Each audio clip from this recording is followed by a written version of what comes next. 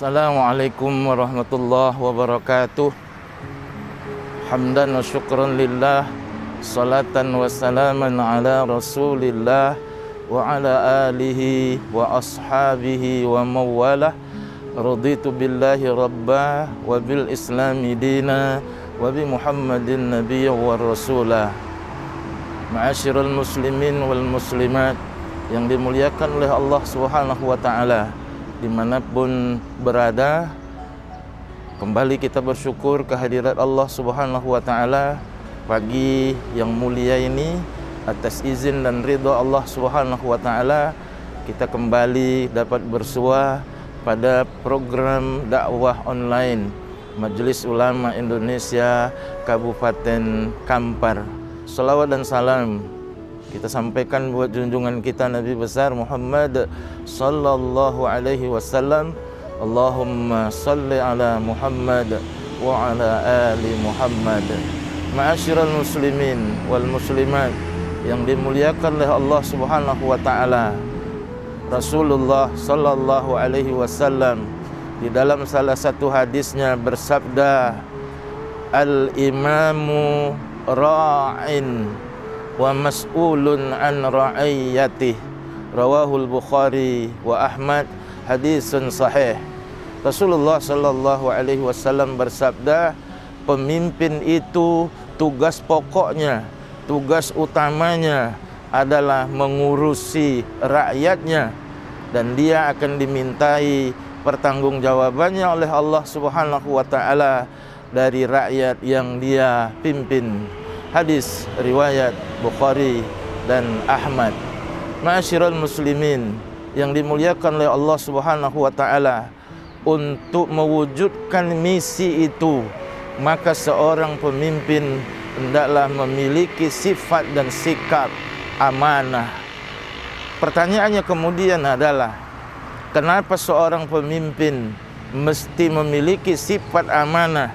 Jawabannya tidak ada lain adalah karena dengan sifat amanah itulah maka seorang pemimpin dapat menjalankan tugas pokoknya, yang dalam bahasa Nabi sallallahu alaihi wasallam tadi, bahwa tugas pokok pemimpin itu adalah mengurusi rakyatnya.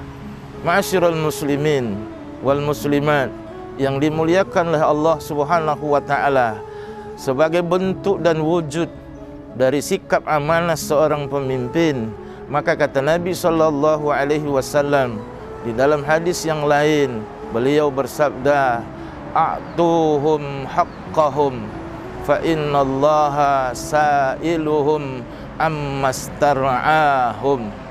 Rasulullah sallallahu alaihi wasallam menjelaskan bahwa sifat amanah seorang pemimpin itu akan kelihatan dan nampak sesuai dengan perintah Nabi sallallahu alaihi wasallam, bahwa para pemimpin hendaklah memberikan hak-hak rakyatnya, karena sesungguhnya Allah Subhanahu wa taala akan bertanya, memintai pertanggungjawaban dari apa yang diserahkan kepada mereka.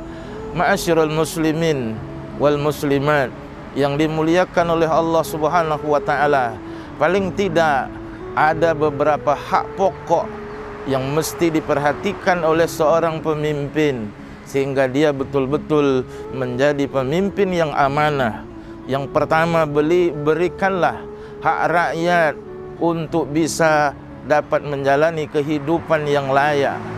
Berikanlah hak rakyat untuk mendapatkan keamanan dan kenyamanan serta perlindungan, termasuk dalam masalah mendapatkan keamanan, perlindungan, mencari pekerjaan, nafkah.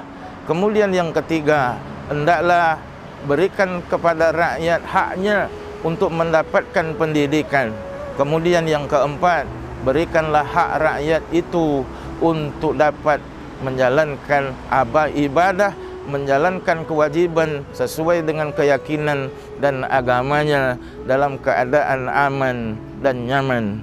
Ma'asyiral muslimin wal muslimat yang dimuliakan oleh Allah Subhanahu wa taala, ada sebuah kaidah yang bunyinya tasarruful imam 'ala ar-ra'iyyah manutun bil maslahah.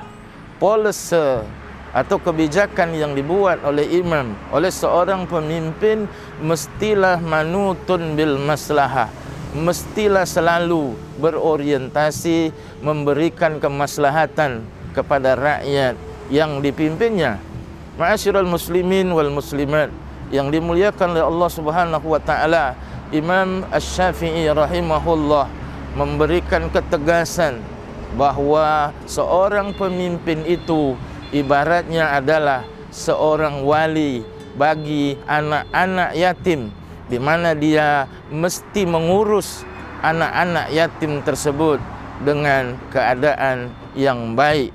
Maka ketika seorang pemimpin bisa bertindak seperti seorang wali bagi anak-anak yatim, maka insya-Allah dia akan dapat menjalankan amanah yang diberikan kepadanya, yaitu untuk mengurusi masyarakatnya, untuk mengurusi rakyatnya dengan baik, dengan memberikan hak-hak yang seharusnya diberikan kepada masyarakat dan rakyatnya. Ma'asyiral muslimin wal muslimat yang dimuliakan oleh Allah Subhanahu wa taala, ketika negeri kita yang disebut Kampar sebagai negeri serambi Mekah itu pasti akan mendapatkan berkah kalau pemimpin-pemimpin kita adalah orang-orang yang amanah, yang dapat menjalankan tugas pokoknya mengurusi rakyat dan masyarakatnya.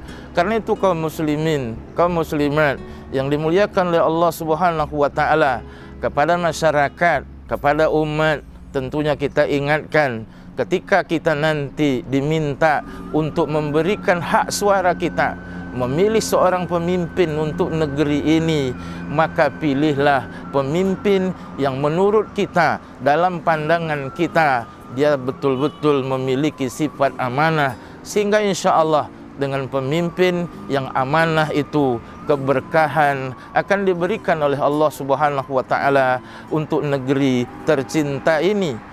Tetapi kalau pemimpin tidak memiliki sifat amanah, maka dia tidak peduli dengan kewajiban pokoknya, yaitu mengurusi rakyatnya dengan baik. Kalau dia buat kebijakan, kebijakannya selalu berorientasi pada kepentingan kelompok, kepada kepentingan pribadi. Tetapi kalau dia menjadi pemimpin yang amanah, ketika sebuah kebijakan dibuat, pastilah selalu berorientasi kepada kemaslahatan dan masyarakatnya. Mudah-mudahan Kampar sebagai serambi Mekah selalu mendapatkan pemimpin yang betul-betul amanah di dalam menjalankan kepemimpinannya. Dan karena itu mudah-mudahan keberkahan senantiasa diberikan oleh Allah Subhanahu wa taala pada negeri kita yang tercinta ini.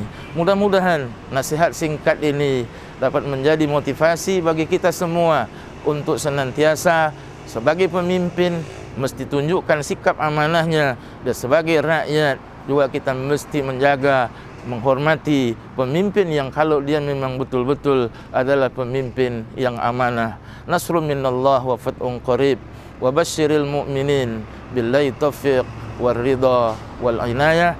Wassalamu alaikum warahmatullahi wabarakatuh.